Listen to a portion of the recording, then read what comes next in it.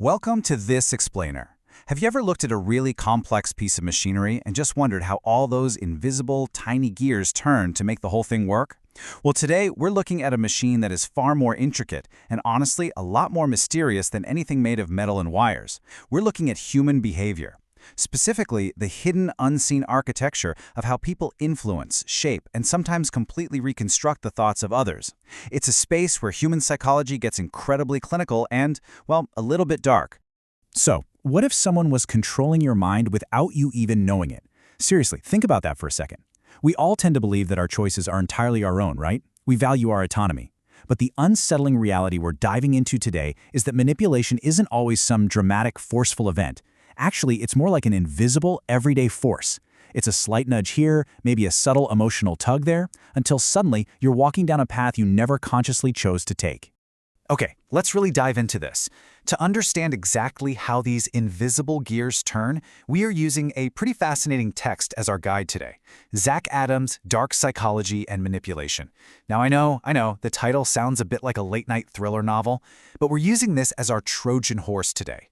We're going to move past all those spooky myths, the urban legends, the Hollywood tropes, and we are going to dig right into the hard behavioral science and the observable tactics. Section 1. Demystifying dark psychology. Before we can really understand how these mechanisms work, we've got to strip away the fiction. If we treat manipulation like it's magic, we're giving it power it doesn't actually possess. Dark psychology is simply the systematic use of psychological tactics to manipulate and control others for personal gain. So, the absolute crucial takeaway here is that this is not a sci-fi superpower. Nobody is swinging a pocket watch in front of your eyes making you cluck like a chicken, right? It relies entirely on deception. It's a highly calculated, totally observable set of behavioral tactics designed specifically to bypass our natural logical defenses. It's essentially just science, applied with a very selfish intent. Section 2. Predators and victims. When we describe these toxic social dynamics, it's incredibly helpful to use a stark biological survival analogy. It frames the manipulator and the target not just as two people having a disagreement, but as two entirely different archetypes operating out in the social wild. The predator is exploitative, hyper-goal-oriented, and crucially, they completely lack empathy. The victim, on the other hand, is a profound contrast. And this is important. Victims are not chosen because they're weak or foolish. In fact, they are often highly empathetic, trusting, and naturally assume that other people have the same good intentions that they do. The manipulator sees those beautiful human traits, empathy and trust, not as virtues, but as vulnerabilities just waiting to be exploited. Section 3. The mind control illusion.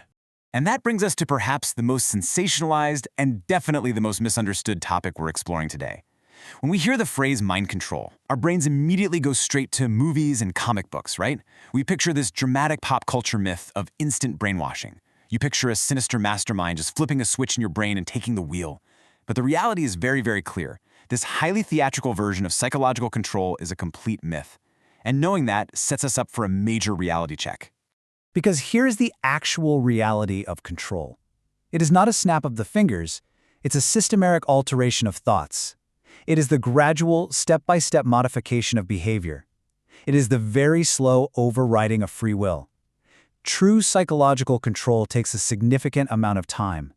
It's a slow, methodical, almost boring process of just chipping away at an individual's boundaries, day by day, microagreement by microagreement, until their reality is completely rewritten. Section 4. The love-bombing trap. Now, this is one of the most common, insidious, and undeniably effective manipulative techniques utilized in relationships today.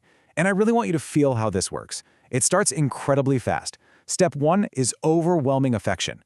They are showering you with compliments. It's constant texting, huge grand gestures, making you feel like you are absolutely the center of the universe. Step 2 is extreme emotional dependency. You are instantly attached. You feel like you've known them your entire life, your dopamine is absolutely spiking, and you are completely hooked on their presence. And then step 3. Sudden, cruel withdrawal. The texts just stop.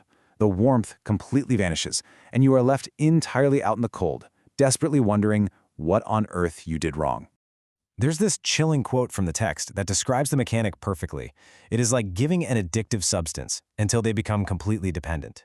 This perfectly explains that brutal emotional whiplash you just felt. By artificially spiking your emotional highs and then deliberately causing a massive crash, the manipulator forces the target to literally beg for their approval. You freely hand over complete control just to get that initial feeling of affection back. Section 5. The brainwashing mechanism.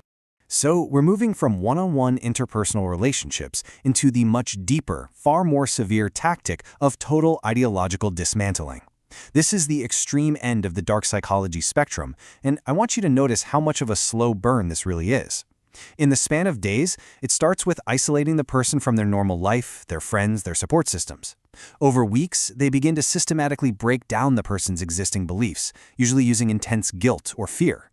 Over months, once that foundation is cracked, they slowly introduce the new, desired concepts. And finally, over years, they reward absolute compliance, fully cementing the new identity. It is literally a step-by-step unraveling of who a person fundamentally is. And honestly, here is the most terrifying part of that entire process.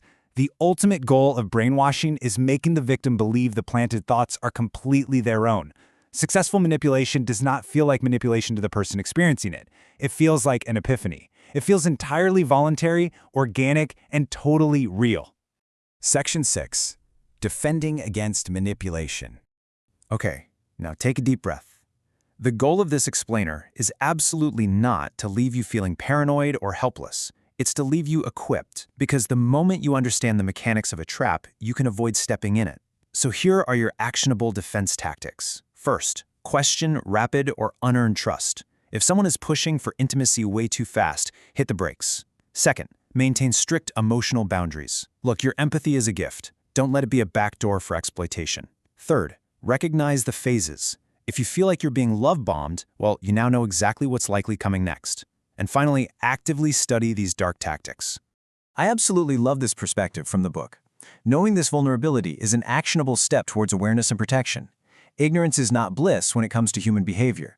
Ignorance is prey. By simply understanding the anatomy of these mechanisms, by really learning how those gears turn, you systematically strip the predators of their power over you.